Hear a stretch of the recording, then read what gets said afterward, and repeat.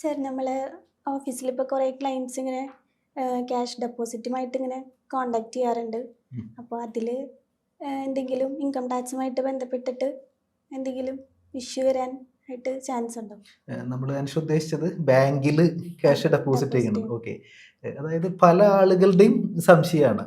അതായത് നമ്മളിപ്പോൾ ഒരു സേവിങ്സ് ബാങ്ക് അക്കൗണ്ട് ഉണ്ട്, ഇതിൽ എത്ര രൂപ ക്യാഷ് ആയിട്ട് ഡെപ്പോസിറ്റ് ചെയ്യാൻ പറ്റും എന്നുള്ളത്. ശരിക്കും പറഞ്ഞു കഴിഞ്ഞാൽ സേവിങ്സ് ബാങ്ക് അക്കൗണ്ടിൽ അങ്ങനെ പ്രത്യേകിച്ച് ലിമിറ്റ് ഒന്നുമില്ല. നമ്മുടെ കയ്യിൽ എത്ര പൈസ ഉണ്ടോ അത് നമുക്ക് ഡെപ്പോസിറ്റ് ചെയ്യാം, അതിന് റെസ്ട്രിക്ഷൻ ഒന്നുമില്ല. പക്ഷേ ജനറലി ഒരു 10 lakhs ലിമിറ്റ് ഉണ്ട്. അതായത് നമ്മൾ ഒരു സേവിങ്സ് ബാങ്ക് അക്കൗണ്ടിൽ നമ്മൾ പലപ്പോഴായിട്ട് 10 ലക്ഷം രൂപയെക്കാട്ടും കൂടുതൽ ഡെപ്പോസിറ്റ് ചെയ്തു വിചാരിക്കും.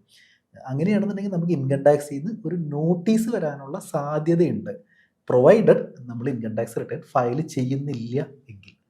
ഇതാണ് സേവിങ്സ് ബാങ്ക് അക്കൗണ്ടുമായിട്ട് ബന്ധപ്പെട്ടിട്ടുള്ള ഒരു റെസ്ട്രിക്ഷൻ, അല്ലെങ്കിൽ ഒരു ട്രാക്കിംഗ് പോയിന്റ് എന്നൊക്കെ പറയില്ലേ, അങ്ങനെ.